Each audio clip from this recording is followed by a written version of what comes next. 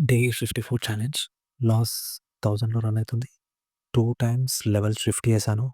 Both support and resistance. And present అయితే support 84,700 and resistance 85,500. So, ఈ black colour box ఉంది కదా! ఈ రేంజ్ ఐరన్ కార్నర్ తీసుకున్నా. చూద్దాం ఏం జరుగుద్ది ఈవినింగ్ వరకు అని చెప్పి.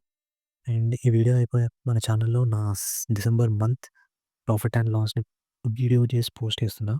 Please do watch and support. Present అయితే టైం 3:20 అయితుంది. నెట్ లాస్ వచ్చేసి -2729 2 డేస్ అండ్ ఓవరాల్‌గా చూసుకుంటే -3022. సో, ఇది నేను అనుకుంటున్న రేంజ్. పింక్ కలర్ ఉంది కదా! సో, 84,900 బాటమ్‌లో సపోర్ట్ అండ్ 85,700 టాప్‌లో రెసిస్టెన్స్ లాగా ఈ రేంజ్ అనుకుంటున్నా. ఎందుకు రేపు ఇదే రేంజ్‌లో ఉంటదని ఎక్స్‌పెక్ట్ చేస్తున్నా. బికాజ్ ఇయాల ఆల్రెడీ చాలా మూవ్‌మెంట్ వచ్చింది కాబట్టి, రేపు మూవ్‌మెంట్ ఉండకపోవచ్చు అని అనుకుంటున్నా. హోప్ ద బెస్ట్ అండ్ రేపు ఎక్స్‌పైరీ చూద్దాం రేపు ప్రాఫిట్ ఎంత ఉంటదనేది.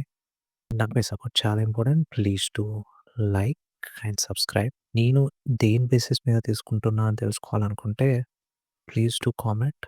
And evening December month profit and loss video release చేస్తున్నా.